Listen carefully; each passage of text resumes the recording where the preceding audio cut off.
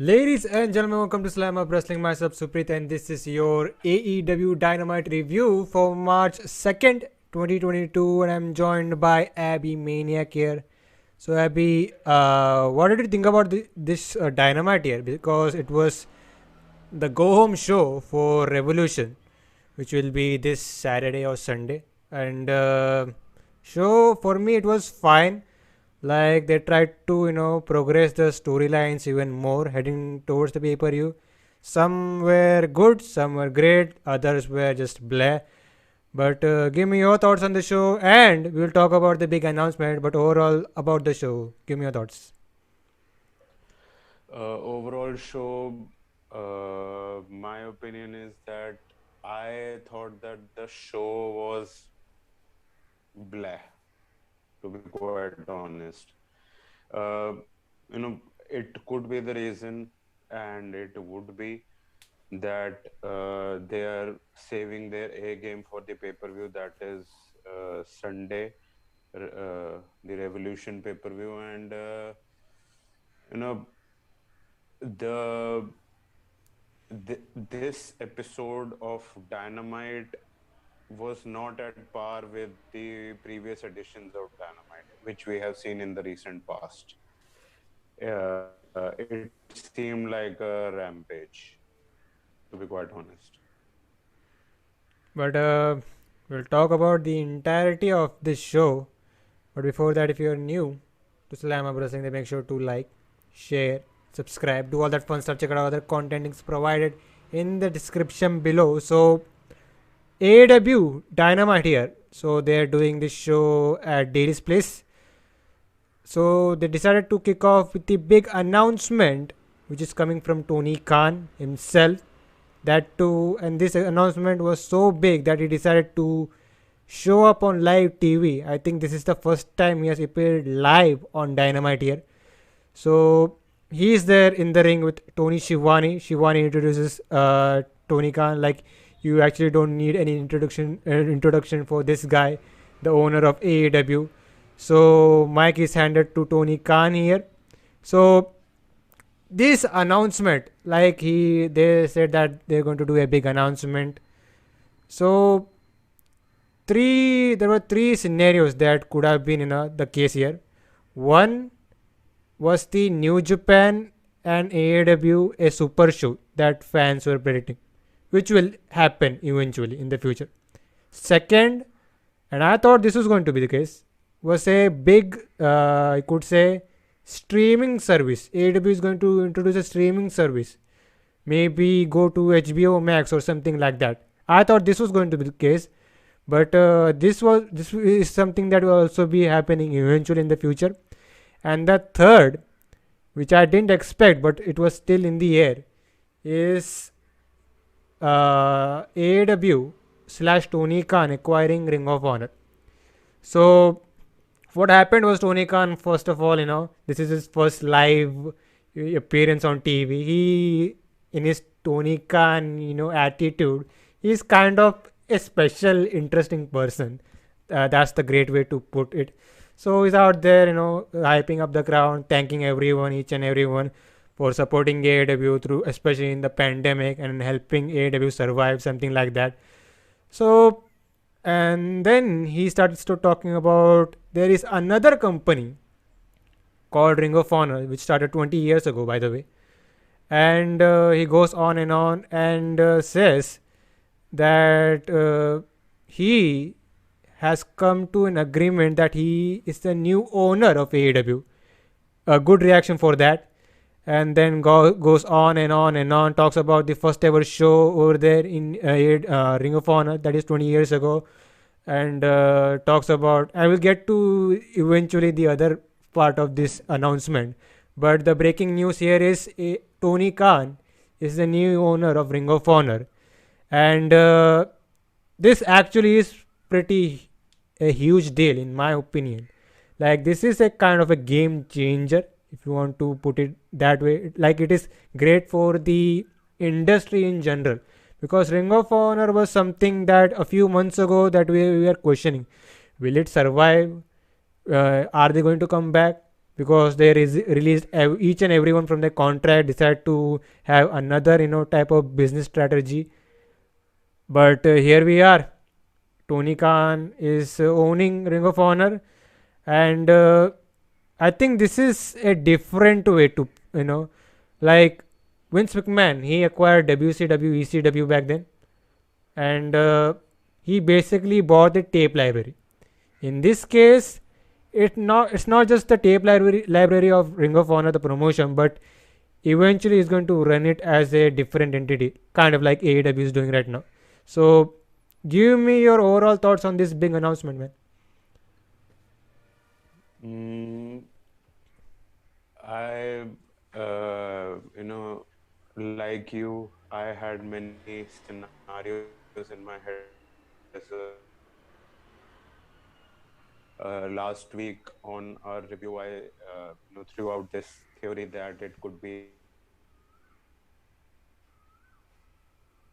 a super show in his hometown England, and the it could be that. So now, regarding this announcement, I am pretty much looking forward to what is about to happen. I'm very happy, absolutely, that Ring of Honor is here to stay and would be, progressing beyond the Super Card of Honor pay-per-view that is in April. So, there were many complaints basically in the past that Sinclair Broadcasting were not, investing enough. They were not, pushing Ring of Honor enough. So, it could be, uh, you know, true as well, in some shape or form. And, the interest of the people in this company has deteriorated in the past. Primarily in the recent, it happened because of, not because of, after the departure of the elite. So, right now I am looking forward to that. How is it going to run? There was a report on bodyslam.net that Ring of Honor would be used by AEW as a developmental territory. So it could be that, and you know, and the deal was around 30 to 40 million dollars. It was all in the report. So uh, let's see, what is about to happen. So in a way, there is this thing that it is good that, for the talent that who were not getting TV time on AW, they could, you know, use them on Ring of Honor, programming. And, let's see that how would it air, where will it air, what would be the business model. We have to wait and see. And lastly, I would like to say that the announcement from Tony Khan was also pushed out here in India by Eurosports India. So we do not know at this point, but it could be a speculation, it could be a theory that in the future we could see Ring of Honor programming on Eurosports again. In a way, in the past it was there, and recently also it was airing in India on One Sports, Yeah, who were basically, in cohesion with Discovery Sports in the past. Now the management has changed and things have changed in Eurosports. So let's see. Now, probably it could be that we might not see in the future Ring of Honor on One Sports. We might see it on Eurosports. And we also have AW programming on Eurosports, and we also have Impact Wrestling Plus pay-per-views or specials on Eurosports. And there is there has been a spike of interest in Impact Wrestling programming recently. There has been a faction called Honor No More debuting there and creating havoc, basically. And Eddie Edwards has joined the group. So Impact Wrestling is also, you know, piquing the interest of the fans. So let's see how all these companies, that is Ring of Honor, AEW, New Japan Pro Wrestling, Impact Wrestling. How do they work together? We have to, you know, wait and see in the future. Exciting times, absolutely. But I am looking forward to that. What is going to basically take place? So I hope for the better.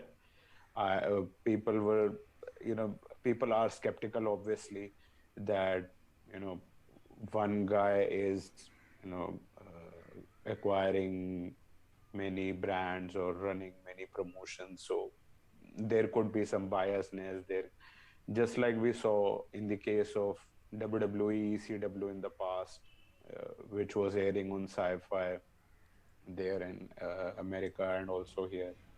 So you know we have to give the benefit of the doubt to Tony Khan because he's a wrestling fan at first. It is very palpable from his energy. So, looking forward to good things, I hope. And let's see. Ring of Honor is here to stay. Um, Let's fucking go. so I actually love that it should run as its own promotion, not just acquire the tape library. Like everyone is saying, acquire the tape library, tape library. I actually want the promotion to exist and be running actively. So Tony Khan has given his word that he will do that, and I actually love the idea of it possibly running as a developmental for AEW. Hmm, hmm, hmm. I would I would agree. Only skepticism that can run from my side would be that basically, Tony Khan has his fingers on many businesses, yeah, or you could say on many things. That is, Fulham FC in, you know, uh, English, football. He has Jacksonville's, Jaguars. He has AEW. He also has a, statistics, business, his work with Warner Media, I guess. And now he also has Ring of Honor. So, you know, uh, the image to the stakeholders, if it were a publicly listed company, it would have been, it would not have been very good, you know, that the guy has, his eyes on various things. Then how would he prioritize that? Will he be able to run things? So he would have to delegate, absolutely. And if he is not doing it right now, even with AW, then you know it it should not be a good thing. He should delegate, absolutely. And with Ring of Honor as well, he would delegate. And you know only the image, the perception of Tony Khan is that you know uh, it would not be a good business move to run another promotion.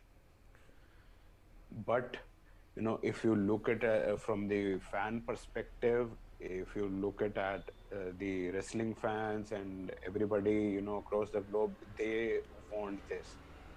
They, just like you said, you want Ring of Honor to run as a promotion, not be on their streaming service of HBO Max, Warner Media, basically. So, uh, good things. We are expecting good things. I do not want to be very skeptical and very judgmental, very negative about this, that people were saying that American wrestling is dead now.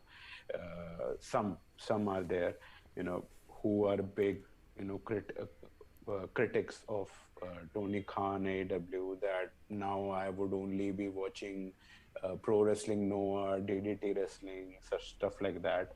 But let's see, let's see, let's see the future. Go with the flow.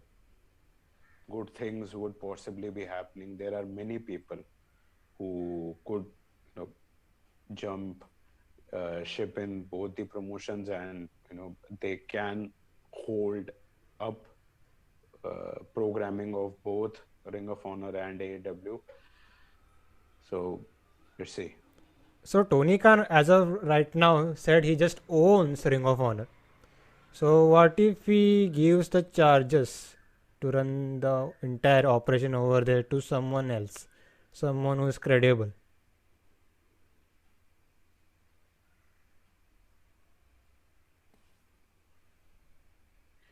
Uh, he might be, that is the perception, because he's a single person, that a single individual can only do a limited amount of shit. That basically, for instance, we see the AW Dark and Dark Elevation, they are you know segregated to a place, Universal Studios, and there are people running there, agents and stuff like that. There are many people who run there, delegate stuff, absolutely, and take care of your health as well. I have, I should not comment on it, but I have heard it in the past in many podcasts and interviews of many wrestlers who know Tony Khan, that you know the guy uh, gets little sleep or something like that, and he is mostly uh, chewing up on candies and stuff. So I would like to say, for the longevity of his health and for the longevity of the wrestling business as a whole, take care of your health as well. And like you said, with Ring of Honor, he would be delegating absolutely, and probably Cody Rhodes would be a good fit. He wanted to, be a management guy. So if we see Cody Rhodes running the Ring of Honor brand with, Carrie Silkin and other people. Carrie Silkin has been on AW, tapings backstage in recently. We have seen on social media. So people like Cody Rhodes, Carrie Selkin, and other people like there is some rumor regarding Samoa Joe, and also other people as well. They would collaborate and they can run things at Ring of Honor if they want to.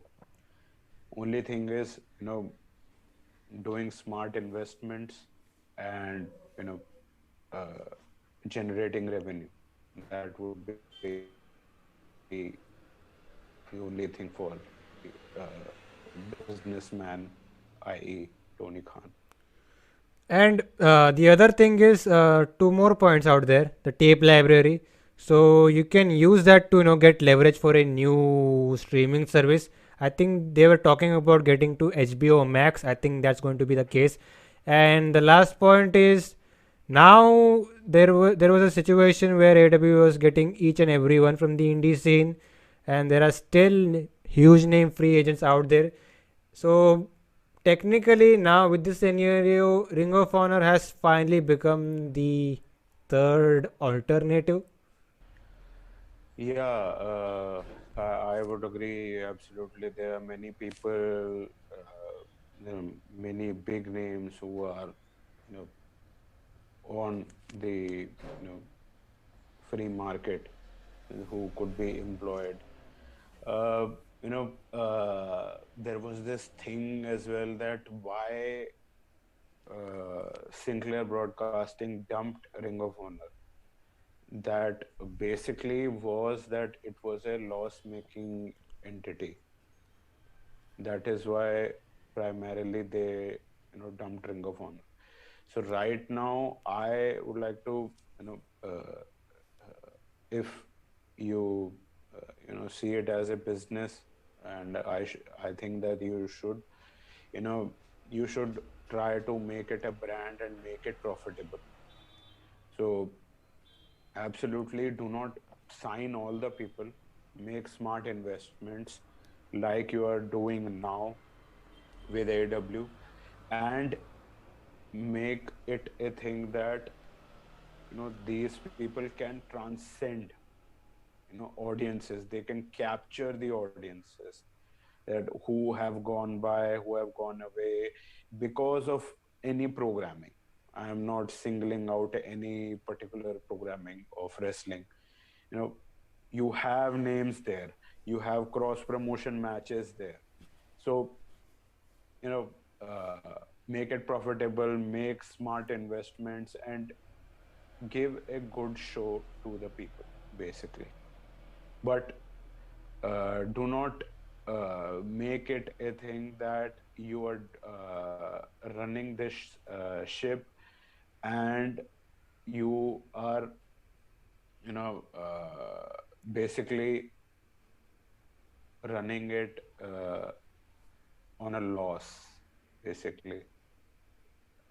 That would be my case, because it would or it could you know meet the same end like it did with Sinclair Broadcasting, that uh, stop the airing and stuff like that. And start with the smart perspectives, smart investments, give a good product which is profitable, and you're off to the races. So there you go, man. That's the big news regarding Ring of Honor being acquired by Tony Khan, and we'll talk about this topic again as the weeks go by because it's not the full story yet. I think there are still story that is developing regarding this case, but let's quickly get to the review part of the show here. So once this announcement was made, so Tony Khan quickly transitions talking about the first main event on that first Ring of Honor show, which was Bryan Danielson, Christopher Daniels, and Loki. So Loki eventually won that match, and this is something that has been bothering both Danielson and Daniels for a couple of years because they couldn't get that big victory that night. So Tony Khan has booked a special singles match here, that is Bryan Danielson versus Christopher Daniels. So this is kind of a little shout out to the big announcement as well, but anyways, a little warm up match for Danielson for as he faces Moxley at the pay per view, and this match went about 11 minutes, and a really good match here, like nothing special and all. Like Danielson was great like always. He's a tremendous TV wrestler these days. And Danielson, sorry, Christopher Daniels, Daniels, like too much Daniels. Christopher Daniels, for his age, is great. Do you agree?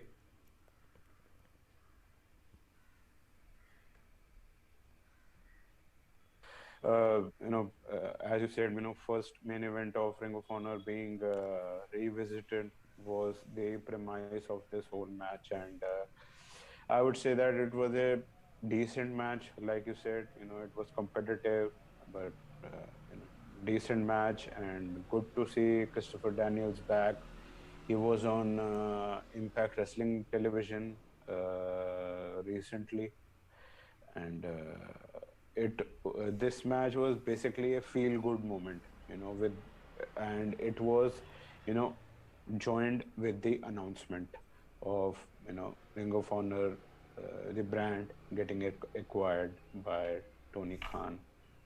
So other than that, like you said, Christopher Daniels looked great. There has been a lot of criticism, in the past with regards to Christopher Daniels, primarily because of the botch that happened, the Asai moonsault outside it. I guess it was Pentagon who was on the receiving end, but it got botched. And shit happens. It is wrestling. It is real time. Shit happens. But basically, people gave too much shit on it, and basically online, so it got him chucked out of AEW programming precisely. You know, he wasn't seen anywhere, anytime. Uh, Sad, really, but you have to give the guy the credit. He's 51 years old, if I'm not wrong, and he's doing shit like he was doing 20 years ago. So, good stuff. You know, Basically, this was a, like I said, feel good moment. And Bryan Danielson, he won via submission with the triangle choke, and he stayed true to his character. You know, Throughout the bout, he tried to, he wanted it to have a Ring of Honor feel, the honor rules feel, but nonetheless, you know, his current persona, that is a egotistic, vegan individual, you know, he stayed true to that, and you know, it it stayed on, and it hypes up his bout against John Moxley at Revolution, and good, good stuff from Bryan and Daniels. Hey, by the way, did you check out Daniels' eye? Uh, yes, yes, I did. Uh, there is some, I guess, problem with regards to that. Uh, I'm still not clear whether it's just contact lens or his eye is really fucked up. Something has happened, I guess. It was also on social media some time ago. I do not know when and what. Uh, something happened, and hopefully uh, it is fine. He says he can see clearly through that. It's just the visual of Mm-hmm. it. His vision is fine, he says. All right, all right, all So right. there's Yep. that. And this match was really good for what it was. Like we see Daniels busting out a Arabian moonsault to the outside. Danielson was being his cocky, the prick he is, like being the best technical wrestler in the world. So, like they were really, trading near falls as we, get to the end. So what happened was, uh, Christopher Daniels actually hit a Uranagi and was going for the BME, that is the best moonsault ever. And Danielson catches it into a triangle choke, which was great, and locks it in tight as Christopher Daniels passes out. And you see the usual Danielson flex as he does, as he doesn't decide to leave the hold. And little post match, you could say thing here where Danielson initially got on the mic and was talking about the Ring of Honor announcement, and talks about the history about him wrestling over there, talks about his history with Christopher Daniels, and tells the audience to give Christopher Daniels here a round of applause for his performance. So basically, as Christopher Daniels was just laying there, he decides to shake his hands, and while he was doing that with mic in his hand, he says he is not right now. He's not in Ring of Honor, and right now he is in AEW, the best shape of his career, etc., etc. And he then decides to stomp Christopher Daniels' head in.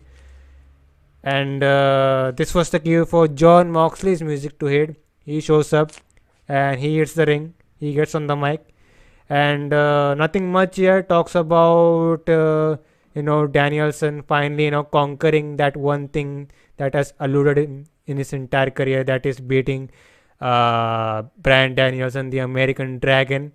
And there you go. They hyped up their match for the pay per view, and really looking forward to it. Mm. Mm. Yes, same here, same here. And you know, if you want to be a you know conspiracy theorist of sorts with regards to this whole match, uh, John Moxley in his post-match promo, he name dropped a certain phrase that is crossroads, basically. So if you want to jump into it wholeheartedly with both feet, then you can speculate that Cody Rhodes and Dustin Rhodes might play some shenanigan or some part with regards to this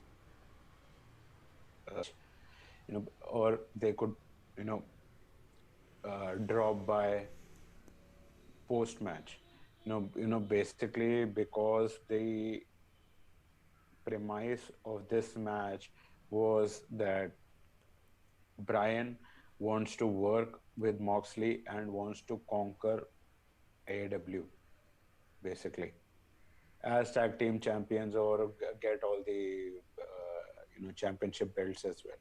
So we have two people, but Moxley said that I want to bleed with the guy first. I want to test your worth, basically, that you are worth it or not. So that is the basically the premise. So him dropping this phrase crossroads, it could this is a speculation, obviously a theory, a fan theory, that we might see a Rhodes brothers show up post match and they can have a program set for the future, a tag team program. But side note here, who you got for the pay per view, Moxley or Danielson? Uh,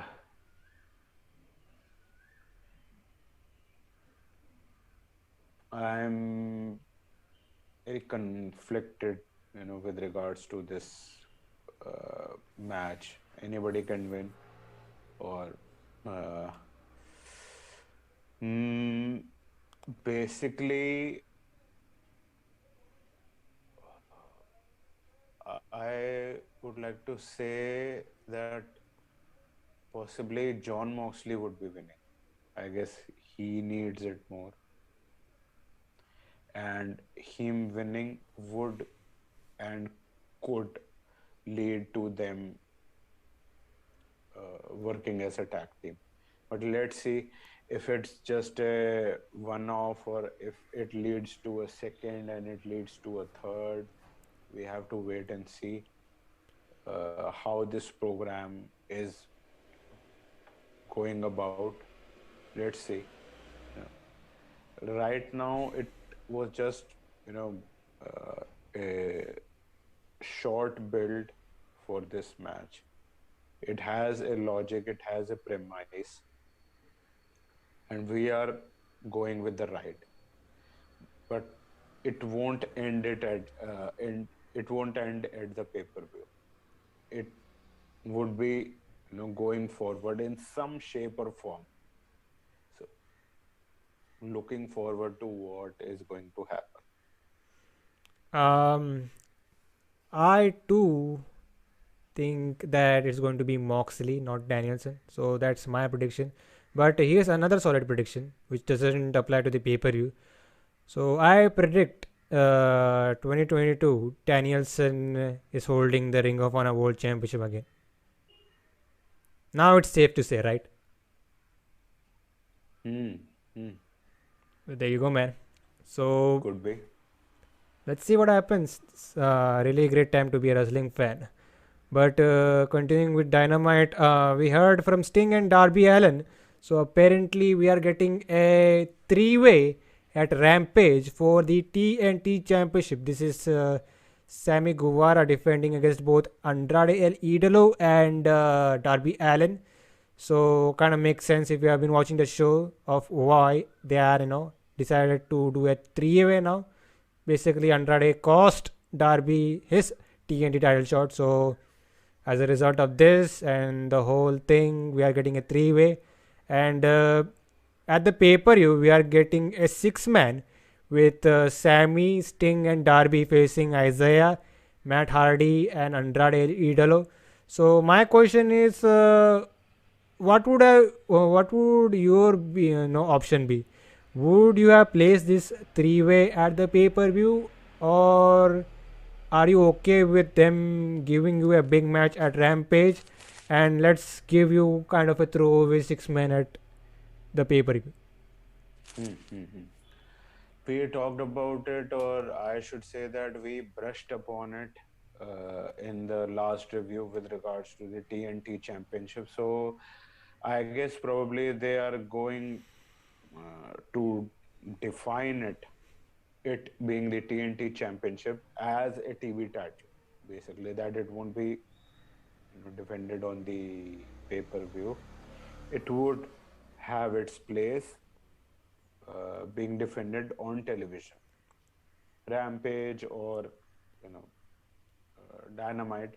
Precisely, I guess they are trying to double down with regards to the TNT Championship on Rampage because Rampage airs on TNT. That could also be the reason. And my preference would have been if this definition of the TV title, you know, was thrown out of the way, I would have wanted, as a spectator of wrestling, as a fan of wrestling, I would have wanted it the three-way TNT Championship match on the pay-per-view because I think that it would be a lot fun if it were on the pay-per-view.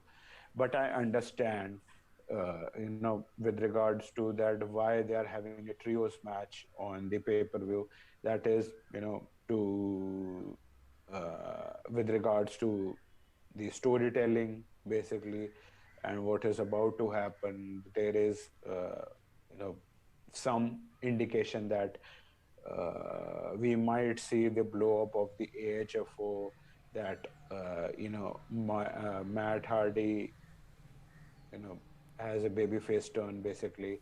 Andrade and the other guys they pounce on Matt Hardy and yes, absolutely, Jeff Hardy coming back, and then we see a AFO and the House Hardy colliding.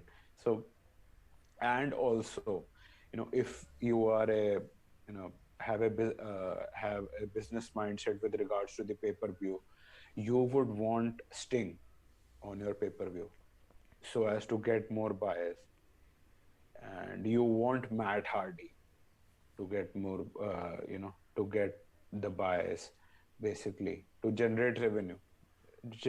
Basically the revenue is the thing, so go about it. I hope So, that both the matches are entertaining.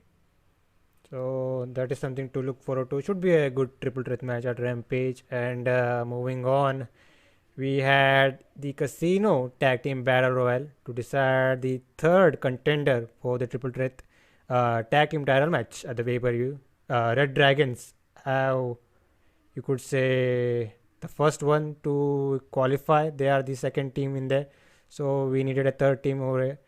So this tag team battle royal, I thought for a second, I almost forgot the rules for a casino tag team battle royal.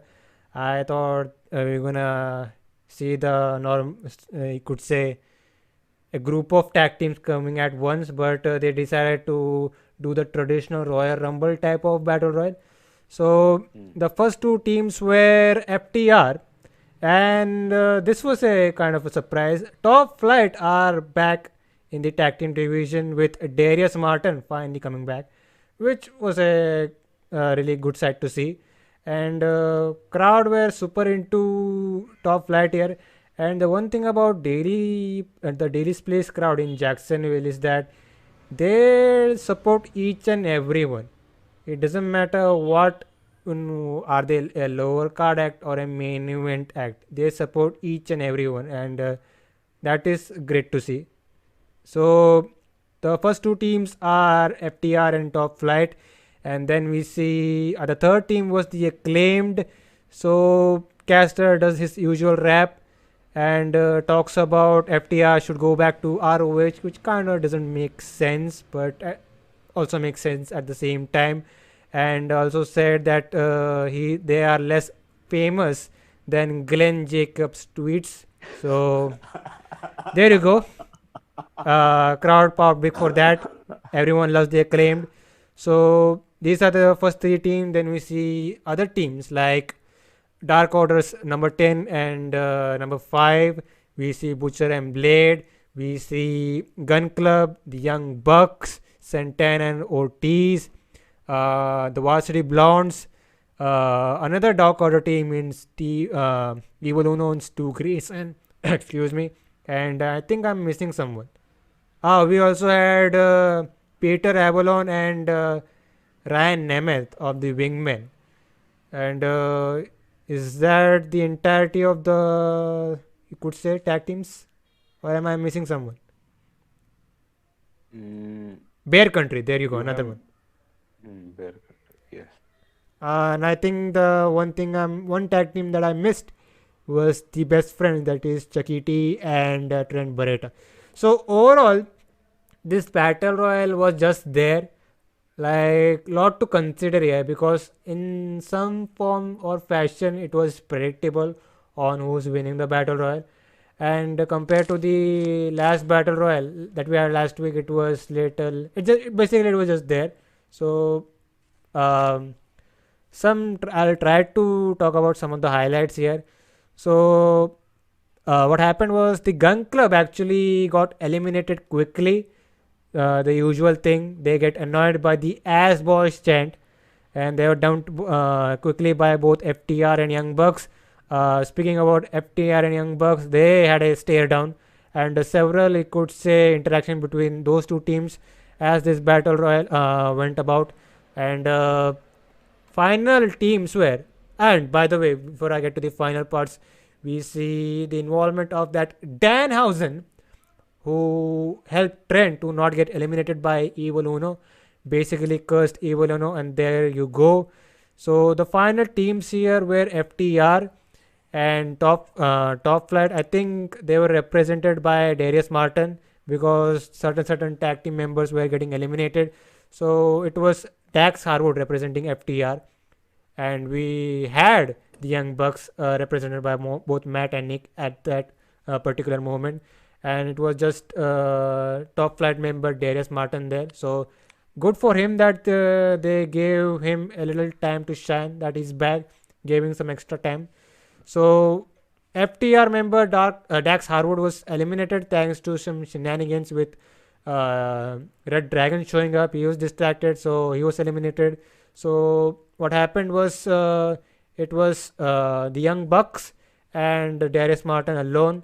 So Darius tried his best to uh, uh, try to get some advantage in this 2-on-1 beatdown. So he was able to dump Nick Jackson here. So it was Matt and Darius, and crowd was super into it. Wanted Darius Martin to get the victory here, but they were fighting on the apron, and at the end it was Darius Martin getting a low blow and then a super kick, and there you go, Young Bucks win.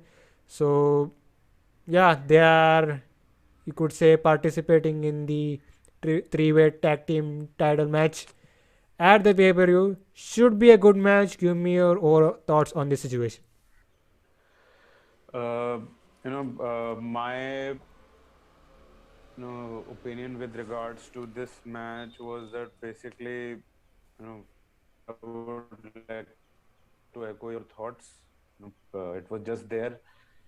Probably you tried to or probably enjoyed it more, but for me, this match was, you know, fucking, just there.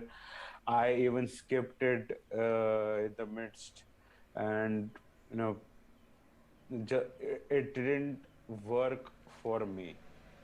26-30 minutes with regards to this match, and the outcome being so obvious. I understand that with regards to the story they were trying to tell with regards to Red Dragon and Young Bucks. So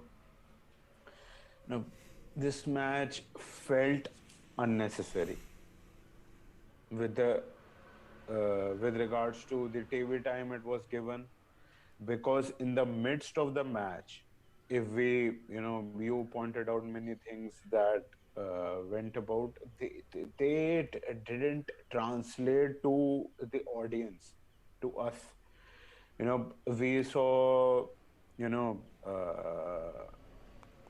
I guess, Santana and Otis, they got eliminated, or they got in a situation with 2.0.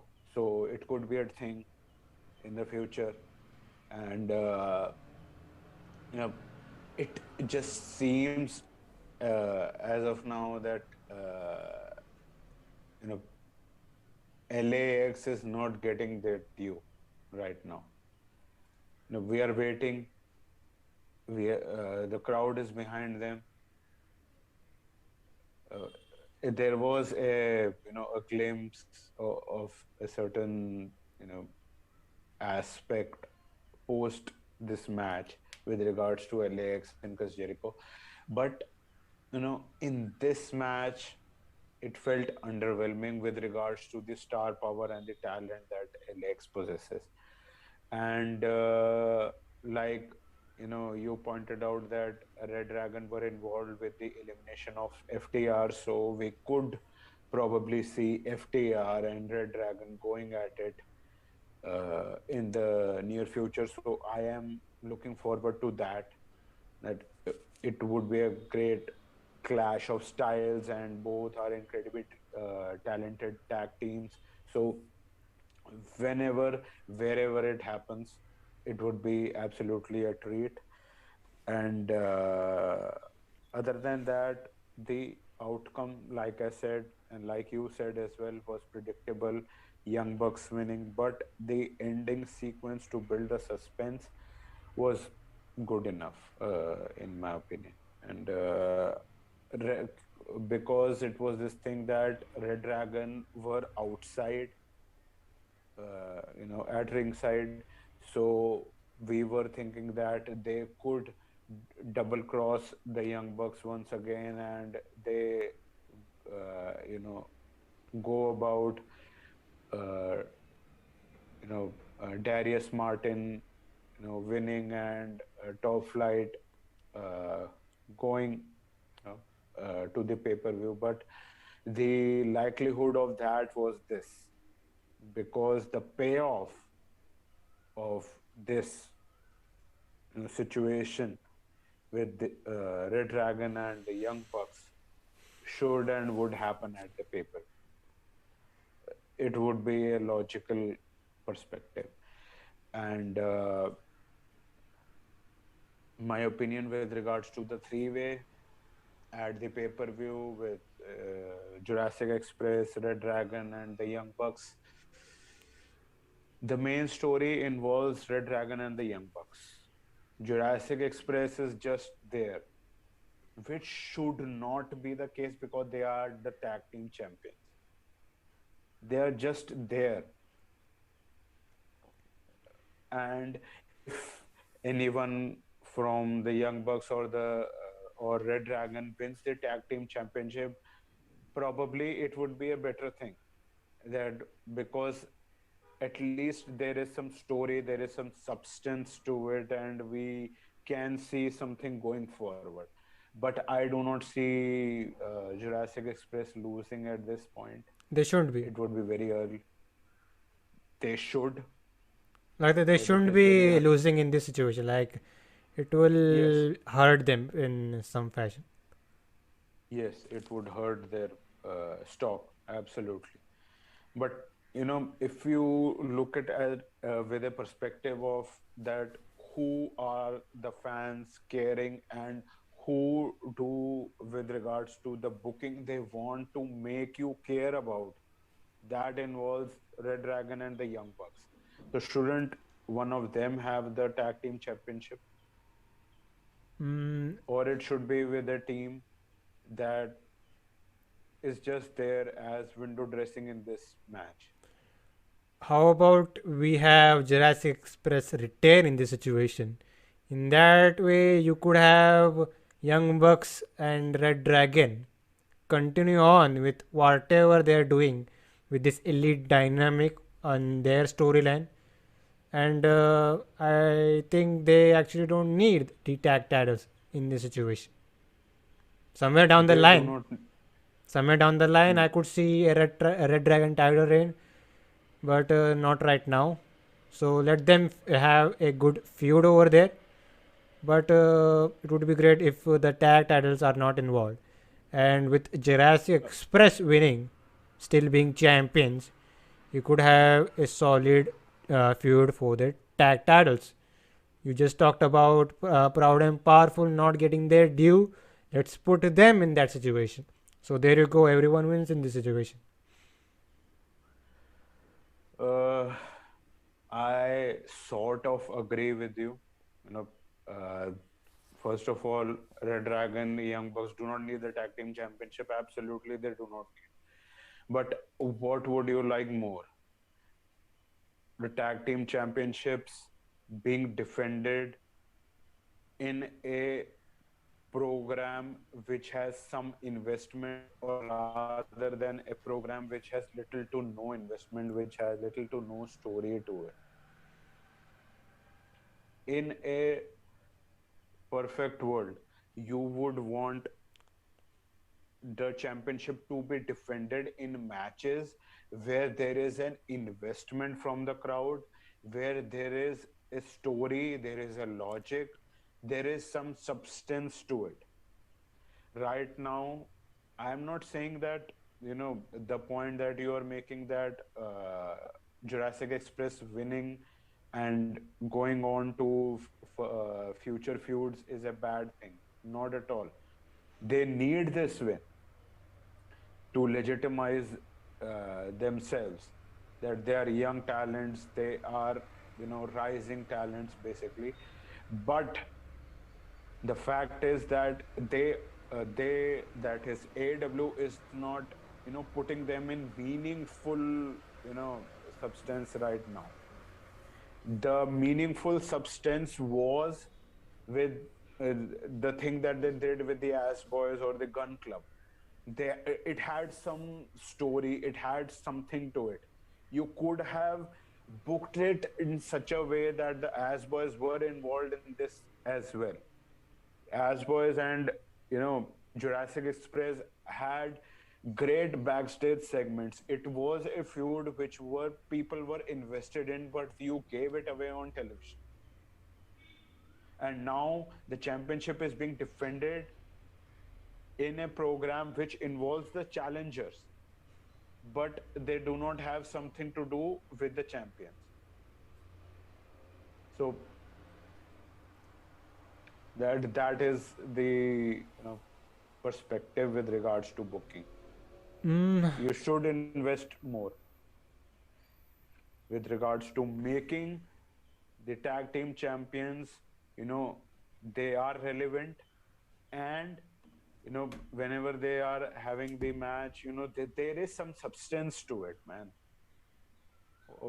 Of you know Championship is being defended just like that, there is no need of the championship. You could have a three-way without the championship. Let's see. Uh, Let's see what yes. direction they go. But I'm in favor of Jurassic Express retaining the titles. So let's see what Hmm. happens at the pay per view. It would. Should be a really good banger of it three way. Hmm. Absolutely. And the prediction of you and myself being that Jurassic Express winning would be happening because there is this rumor with regards to the trios championship coming on when Kenny Omega this, and there is shit involved with regards to Omega, the Bucks. I don't know if Hangman Page would make sense, or they would use it. It would make sense absolutely, but how would they use it? And with the undisputed era basically. So let's see what happens. And with regards to also I want to brush upon this thing that why ReDragon, if you want to look at as a in a logical perspective, that why ReDragon you know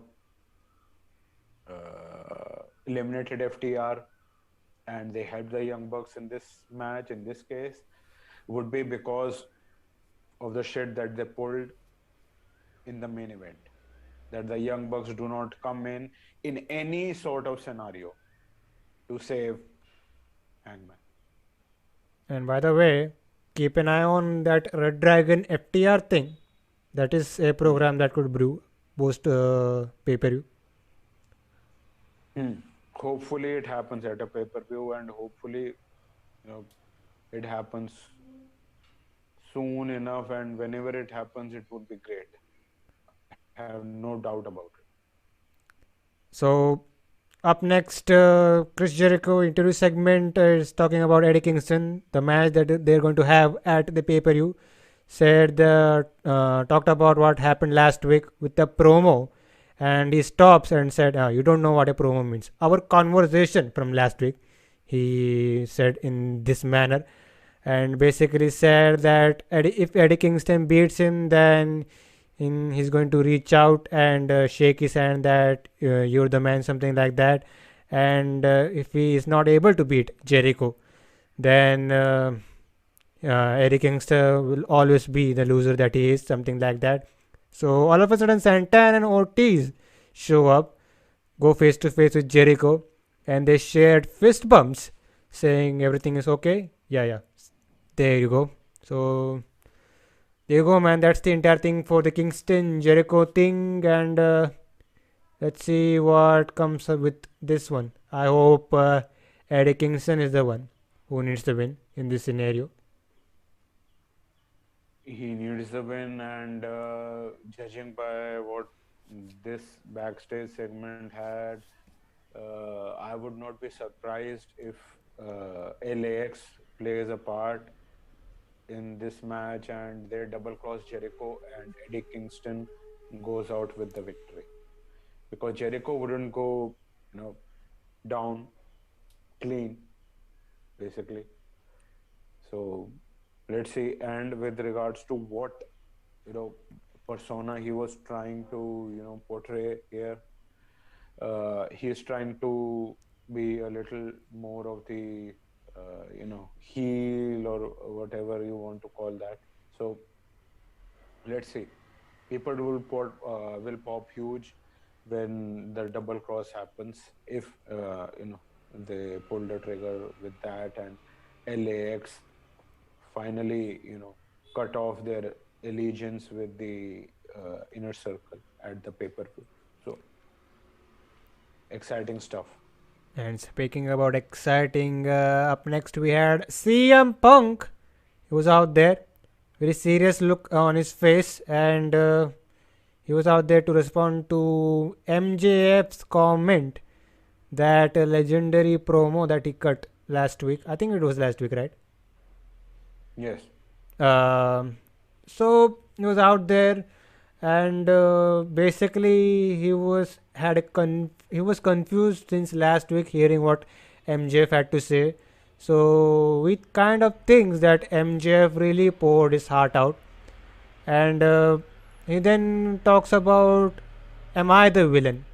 Saying that he wakes up every morning, washing his face, and said, "Am I the villain?" Looking at the mirror, looking at himself, and he then talks about his little story here, like MJF told his story from last week. So Punk tells his story, where there's another legendary photo of a young CM Punk meeting Steve Austin, Stone Cold Steve Austin. And he says that when Austin left the business, quote unquote, he wasn't disappointed at Austin, and like he basically took his ball and went home. That phrase, he wasn't disappointed at Austin. So he said that he also has done first of all, again, questions about MJF. Is he being true to himself? Because MJF has done several horrible things here. For example, he did something to Dean Malenko once, who was suffering with a illness, and he also insulted the late great Brian Pillman Jr., and also talked shit about Darby Allen's late uncle. So that's the reason he's questioning stuff, whether MJF is a monster or not. And he goes on to call out MJF, and he said that he wants the MJF from last week and wants a great conversation. So MJF shows up, no music and all. So Punk then starts having this conversation that he said, saying that he also has done horrible things in the past. Punk said, like, for example, he once poured alcohol down an alcoholic's throat. I think it could be Raven. Correct me on that. The other thing is, he once poured ashes of what happened was, there was a time when he poured ashes on a legendary wrestler's carcass or body, like basically talking about that time he put paw bearers, quote unquote, ashes on Undertaker's body during the build for WrestleMania 29, if you remember that.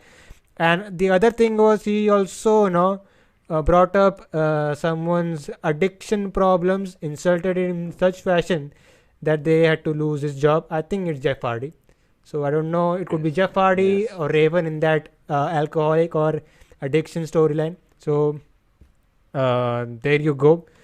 So he also talked about there's actually an 11-year-old kid at home looking up to MJF, the way MJF looked at CM Punk, etc., etc. And he then brings up this fact again, whether he is the bad guy. So Punk then says that one line, that he basically offers a handshake and says that he is trying. So that was the big ooh line. And MJF, instead of taking this handshake, decides to hug CM Punk. And it felt genuine for a moment. Punk embraced it. And that's where he fucked up. MJF, when the hug was done, decides to kick Punk in the balls. And there you go. He showed his true color. This was just a ruse for a week. And we had a big beatdown on Punk, as we see the rest of the Pinnacle members, that is FTR, showing up. We had Spears, Wardlow showing up. So FTR made sure they got rid of the security that tried to save Punk in the situation, while we had Sean Spears showing up with the steel chain, the collar, the dog collar. And then we see MJF using the diamond ring and punching Punk in the situation. Punk is busted open, so he's just beating the shit out of Punk here. So Punk is sent to the outside, and MJF gets the mic, and the words he uttered here, I would learn this after this whole situation was done. He's basically repeating basically the Punk promo that he did after he won his final Ring of Honor World Championship where he basically shit on the fans, turned his back on the fans, where he said that he's the snake.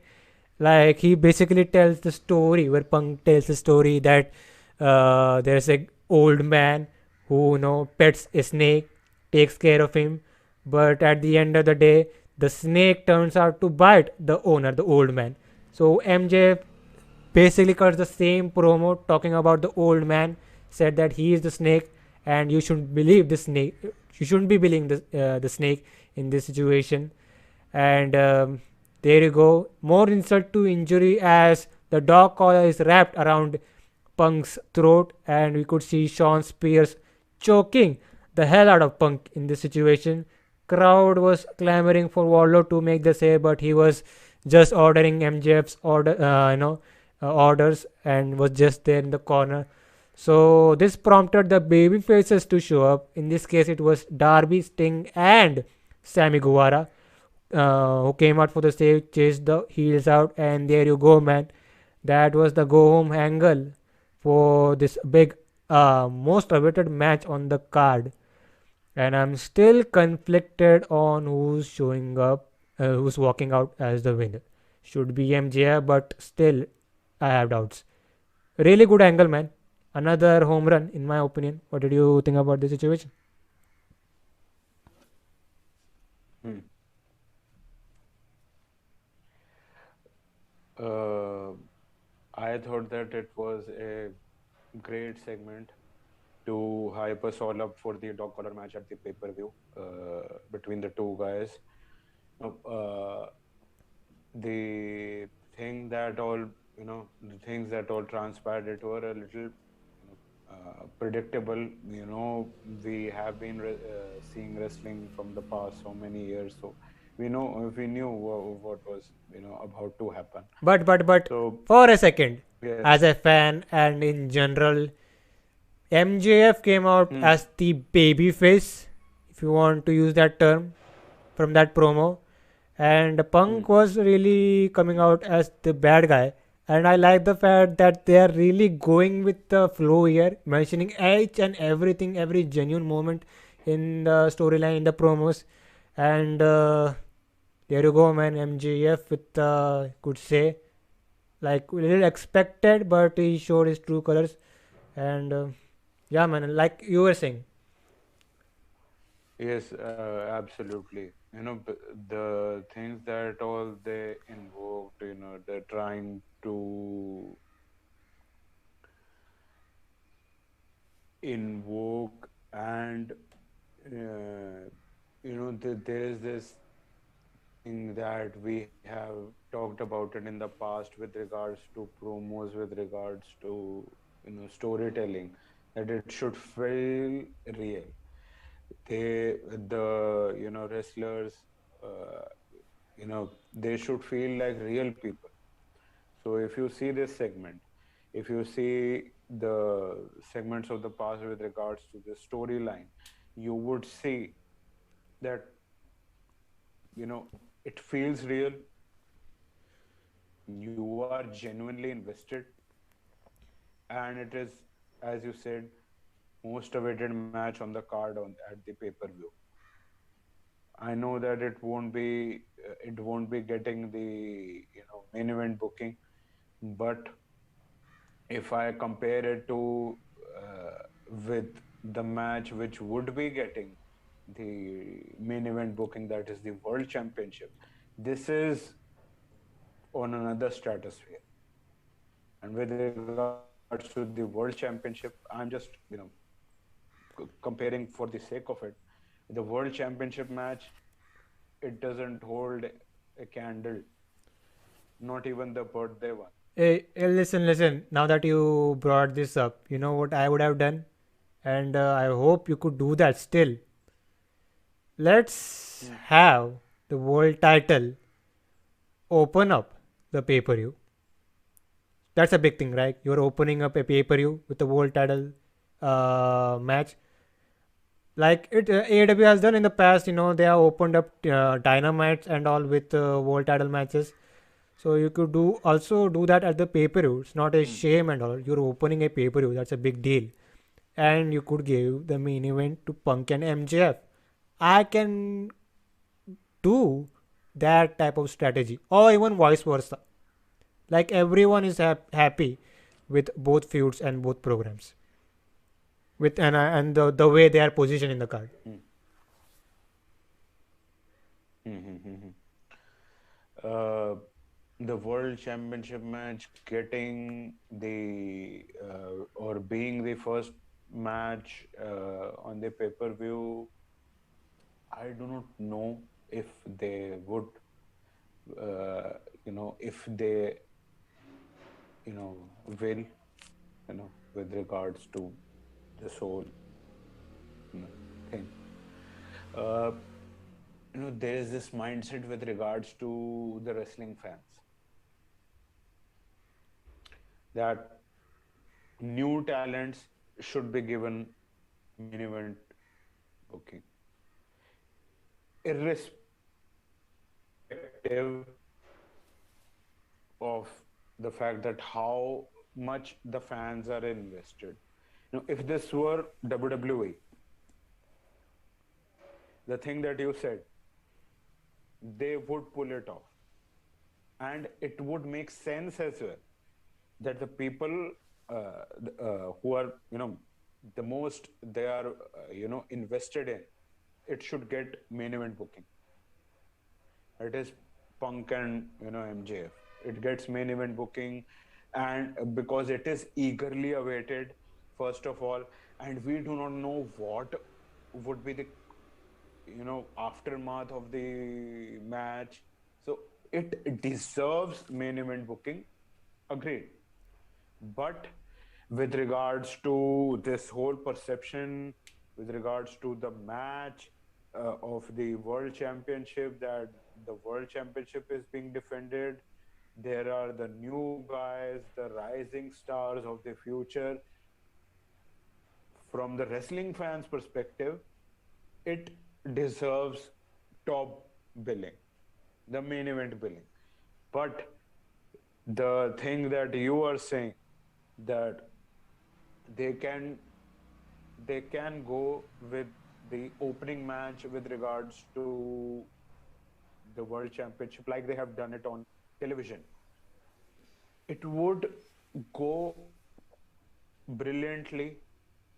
I would support that, because even if you look at the wrestlers, that is Hangman Adam Page and Adam Cole, they wrestle in such a style, it would perfectly go with opening the pay-per-view.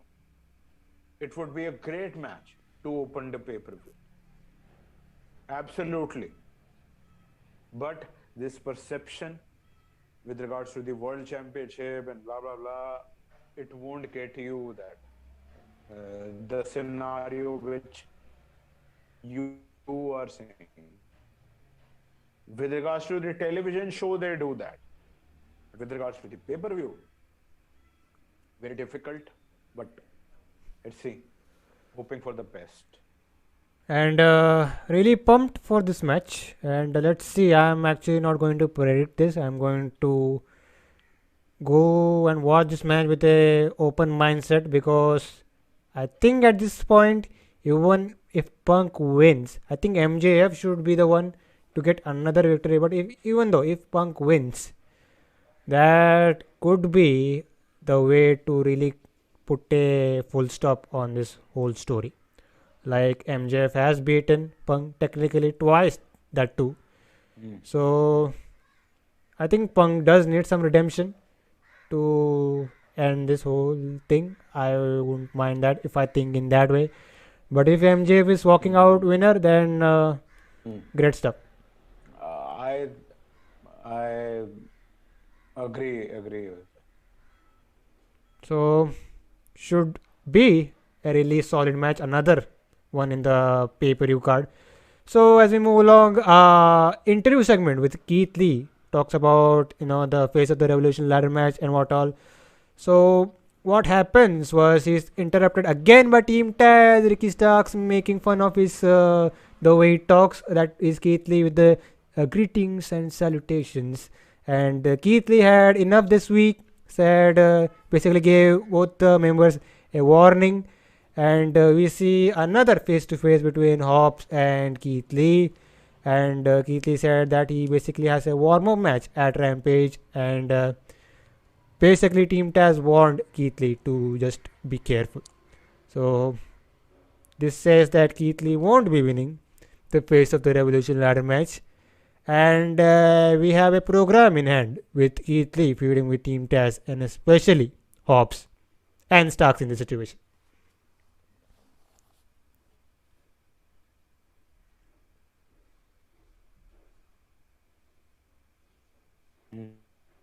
Mm. How it goes, and if not right now, they are booking with regards to Keith, then who else can be? I suppose that it would be Wardlow with regards to the story they are trying to tell. And other than that, nothing else. And there was this match announced. I guess it was right now or in the later part of the show, that there is another qualifier, Ethan Page versus Christian Cage on Rampage. But it feels to me like they are just pulling it out of the hat for Christian. Yes, this past week or last week, Edge had a great segment with AJ Styles, and they are booking the feud for, I don't know, maybe WrestleMania. I saw it on social media. So probably they are probably getting Christian Cage. And I won't be surprised if Christian Cage wins this match and he qualifies for the ladder match. And he has been a good at it with regards to the ladder matches. So it would be good. Let's see how that outcomes comes about. We had basically a preview match for the Women's World Championship at the pay-per-view. So we had Dr. Britt Baker TMD with Jamie Hayter. So she was facing Thunder Rosa and Mercedes Martinez. So this was, you could say, that predictable that this match was going to happen with Mercedes and Thunder Rosa aligning themselves together to fight off both Britt and Jamie Hayter, the whole heel faction over there. So kind of a forgettable match here, and I'm going to skip to the finish here, and that was Thunder Rosa actually hit the Fire Thunder driver that she calls it, and pinned the champ Britt Baker 1, 2, 3 clean in the middle of the ring. That is kind of a shocking outcome in terms of AEW's booking, that you had your champion getting pinned here. So now I actually want the outcome at the pay-per-view to be Thunder Rosa walking out as the new champion. But now you are putting doubts in our heads whether she gets the belt. In my honest opinion, she should be walking out as champion, but it looks like they could do 50-50 here, which is not very AEW like ish. And we could see Britt Baker walking out as champion. Then you should question what's next for Britt Baker then. If you have this program continuing, okay. Then if not, then who actually is there to beat Britt Baker? Mm-hmm. Now, first of all, with regards to this match, this was a forgettable match that, as you said, I would absolutely agree with the thoughts. Basically, to hype up the Women's Championship match at the pay-per-view. And it was WWE booking, basically, in this match. I was also surprised with regards to Thunder Rosa pinning Britt Baker, your champion, in the go-home show. it felt like WWE. I'm watching WWE, and with regards to the outcome at the pay-per-view, I see now. I have said it in the past as well, and now it is, pretty bang on that Britt Baker would be retaining the championship. Now Thunder Rosa basically has pinned or has defeated Britt Baker twice in the lights out match and now in this tag team match. So now Britt Baker would be getting one back basically, and you know, with regards to, if you see it with the perspective of the storytelling, with regards to fans being invested, I have said it in the previous review as well. Britt Baker makes more sense to carry on with the belt, and I have said it in the past that she would have a lengthy title reign. And right now they are booking her as the face of the women's division, and basically that she is a top star. They want to portray her like the likes of Sasha Banks, Charlotte Flair, Becky Lynch. Even if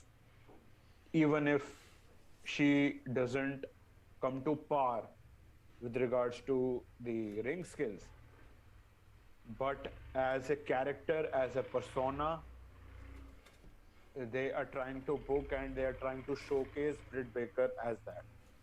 And right now, if you compare her persona, her everything to Thunder Rosa on television, Thunder Rosa is getting better, but we do not see her presence and everything. And basically, the casual audience or even the wrestling fans in general, if you take the perspective of the whole world, I'm not saying the hardcore wrestling fans only. If you look at it with the perspective of the wrestling fans as a whole throughout the world, they would more be inclined towards Britt Baker because they have booked her in and showcased her in such a fashion, and they are you know booking her to a main event status basically. And uh, let's see, and the things that you are looking forward to or you are curious about, that what would be next. Right now the only thing that is you know basically there is Jamie Hayter. There has been tension between Britt Baker and Jamie Hayter from the past couple of months or so. There is some tension. When will it blow up? We don't know, but let's see. They would have someone else, or basically some transitional feud when it eventually heads to Jamie Hayter versus Britt Baker at the, if they want to, at the pay-per-view. And let's see I when and when it goes. in short, I want to say Thunder Rosa is more ready than Jamie Hayter. I know we have a ongoing thing with Britt and Jamie Hayter, so you can do Hmm. that in a non-title fashion or in the future if they go on in that direction. That would be a good Hmm. non-title thing. Uh, uh, with regards to, like you were saying, that with the wrestling aspect and everything, that she has the people behind her, in a way, Thunder Rosa, she is more ready, like you were saying. But if you look at with the perspective of storytelling, you would be more inclined to say that there should be Britt Baker versus Jamie Hayter colliding. I do not know if they would give the championship to Jamie Hayter. I do not think so at this point. If we see more of the fans getting invested in Jamie Hayter, like they have with Wardlow, then we could probably see Jamie Hayter getting the championship. But right now, I do not think so. There you go, Britt man. Baker is winning it. Oh, sorry, losing. There you go, man. I couldn't have said it better. So get us invested in this whole tension going on with Britt and GM like you did with MJF and Wardlow, and then you could see what Yes. happens. But if Thunder Rosa loses at the pay per view, try to continue this and stretch it out till hopefully she gets the belt. Hmm. But as we move along, interview segment with Jade. Sorry, actually it was with Ty Conti, who was accompanied by Anna Jay over there, but quickly interrupted by both Mark Sterling and the champ Jade Cargill. So Sterling kind of puts over Ty Conti, talks about her background in judo and Brazilian jiu-jitsu, and Jade and basically said don't lay your hands on Jade Cargill. That's kind of a contract thing that's going on, and Jade Cargill basically said that she doesn't care about she if she's a black belt or not. She doesn't care about that karate shit, and I'm like she's that was super hilarious. So there you go. Jade walks off as we see a furious Ty Conti over there. So I like it, man. Jade Cargill is really turning out to be an interesting character on TV. Good stuff. Hmm. Agreed. She has that thing going, getting the fans invested. Good stuff. So I think this is predictable. She's retaining the belt at the TBS Championship at the pay per view. Yes. Another thing that's happening at the pay per view is Chris Statlander and Layla Hirsch. So they have been feuding for a couple of weeks now. Little tension going on here and there. So we also had, at one point, Chris Statlander, this was weeks ago, where she insulted Layla Hirsch, saying that because of your current attitude, that's the reason your parents left you. So that was total murder, like emotional murder over there. So they will be finally facing at the pay per view in the buy-in, by the way. So Hirsch is ready to fight. Statlander is ready to show a different side of her persona, something like that. So they are getting some TV, sorry, some time at the pay per view. And speaking about the buy-in, like I predicted, we are getting QT Marshall versus Hook, the Crook. So it's finally happening, man. Tony Khan is, I think he kind of heard a whisper that I mentioned this. So that's good. I think that's a good position. I thought it was going to be on the main card, but buy-in makes sense. Hmm. Agreed. Absolutely. As we kind of spearhead to the final moments of Dynamite, Wardlow versus Caesar Bononi. So this lasted about 49 seconds. Another case here where Cesar Bononi is two times bigger than Wardlow, kind of like we saw with Nick Comoroto over there last week on Rampage. So basically, no offense for Cesar Bononi. Hits the Powerbomb Symphony. I think about three Powerbombs, and there you go. And crowd was super into Wardlow like always, but little different scenario here where Sean Spears, like he usually does, once Wardlow beats up his opponent, he tries to take the spotlight away from Wardlow.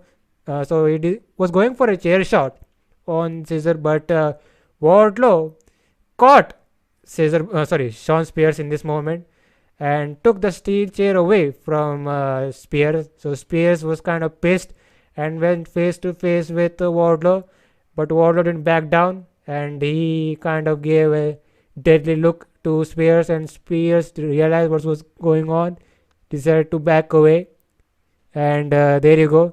And we'll get to. I think I'll get to this initially. Like there is some tension going on with Spears and Wardlow that they are building with this entire thing that they are telling with Wardlow as he officially now is a babyface, a crowd favorite. So a little backstage interaction what with this particular thing where we see Alex Marvez for a second he was about to interview Spears and Wardlow on what happened, but he's kicked out of this situation. Spears got on the mic and we see MJF showing up, and he heard what happened over there with Wardlow, kind of, doing something that was out of order here. So basically, he said that there was actually a gift for Wardlow, and the gift is that he can keep, when he wins the Revolution Ladder match and the TNT Championship, he can keep the TNT Championship because MJ basically said that it's not like that he's going to win it anyways. This was a very ooh moment as MJ walks out, and then we hear Wardlow said that because he is the reason. No, he's busy making sure MJF is always winning. And another ooh moment, MJF walks in the frame and slaps the shit out of Wardlow, and Wardlow is pissed, but he can't do anything. And basically, MJF said, "You are not a professional wrestler; you are a bodyguard to make sure everything is right." And if he can, he could just fire Wardlow right there because he's not contracted by AEW. He's contracted to MJF, and if he can fire Wardlow, and this would lead to him and his family going in trouble coming on the road. So I like the tension, man. I like everything that is going on with this one. And hands down, Wardlow is winning the face of the Revolution ladder match. Uh, I guess so. It seems logical. You have a baby face who is, getting traction. People are getting invested. So you should give, you know, the opportunity for the TNT championship and that. You know, there is this, caveat that Sean Spears might, spoil the party and he doesn't let, you know, Wardlow win. But if you want to, book a program with regards to Sean Spears and Wardlow, you can do it post Wardlow winning the face of the Revolution ladder match. Because basically the crowd is behind him, everything is going with him, and he eventually, whenever in the distant future or in the near future, he wins the TNT championship, he would get a huge pop, crowd would be behind him, at least the fans would care about the championship and about the guy. Because right now, the guy who is holding the TNT championship, he isn't getting enough traction, he isn't getting enough substance, in my opinion. Storytelling with regards to Wardlow, MJF, Sean Spears, CM Punk, everybody involved here, they're doing such a great thing that if you do not put, you know, the championship or, the likelihood of that, and he eventually wins Wardlow, that is the TNT championship, it it it would be foolishness in my opinion.